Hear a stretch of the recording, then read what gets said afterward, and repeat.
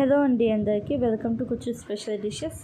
ఎటువంటి మ్యారినేషన్స్ లేకుండా సోయాతో జస్ట్ ఒక 7 నుంచి 8 నిమిషాలలో అప్పటికప్పుడు ఒక ఈవినింగ్ స్నాక్ ఎలా చేసుకోవాలో చూపిస్తున్నాను. ఎలా చేసుకోవాలో చూసేద్దాం.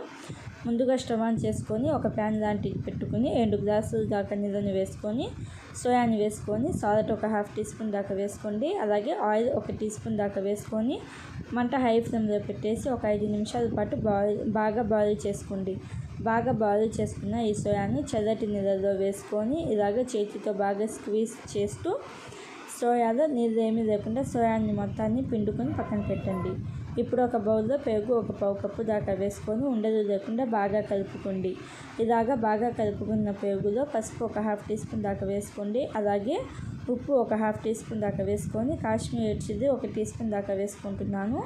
మామూలు కారం అయితే ఒక ½ టీ స్పూన్ దాకా వేసుకొని black pepper powder 1 teaspoon దాకా వేసుకోండి. అలాగే గరం మసాలా పొడి ఒక ½ టీ స్పూన్ దాకా వేసుకొని ధనియాల పొడి కూడా ఒక ½ టీ స్పూన్ దాకా వేసుకొని ఉండలు లేకుండా బాగా కలుపుకోవాలి.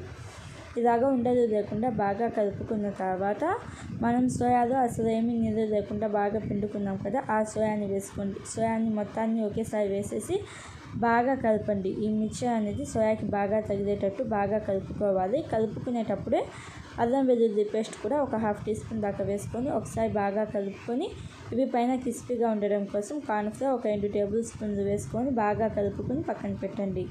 ఇప్పుడు స్టవ్ ఆన్ చేసుకొని కడాయి పెట్టుకొని ఒక పావు కప్పు దాకా ఆయిల్ వేసుకొని ఆయిల్ కొంచెం లైట్గా హీట్ అయిన తర్వాత ఈ సోయాని ఒక్కొక్కటిగా వేసుకోండి. మొత్తం ఒకేసారి కాకుండా ఒక్కొక్కటిగా వేసుకొని ఒక 4-5 నిమిషాల పాటు మీడియం ఫ్లేమ్లో ఉడికించుకొని అప్పుడు రెండో వైపుకు మార్చుకొని రెండో వైపు కూడా ఇంకొక 2-3 నిమిషాల పాటు ఫ్రై చేసుకోండి. ఇలాగే రెండు వైపులా ఫ్రై చేసుకున్న తర్వాత ఒక 2 రెమ్మల కరివేపాకు అలాగే 4-5 పచ్చిమిర్చిని చీలికలుగా కట్ చేసుకొని వేసుకోండి. ఫ్లేవర్ బాగుండిద్ది.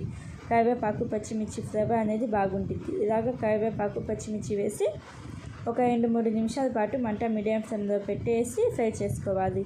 ఇలాగ 2-3 నిమిషాల పాటు ఫ్రై చేసుకున్న తర్వాత సర్వ్ చేసుకోవాలి. అంతే అండి, సింపుల్గా ఈజీగా ఎక్కువ ఇంగ్రీడియంట్స్ లేకుండా పర్ఫెక్ట్ ఈవినింగ్ స్నాక్ అయితే రెడీ అయిపోయింది. పైన క్రిస్పీగా లోపల సాఫ్ట్గా చాలా టేస్టీగా ఉండిద్ది. ఒకసారి తప్పకుండా ట్రై చేయండి. పెరుగు వేసాం కదా, దాని ఫ్లేవర్ చాలా టేస్టీగా ఉండిద్ది. ట్రై చేసి ఎలా అనిపించిందో చెప్పండి.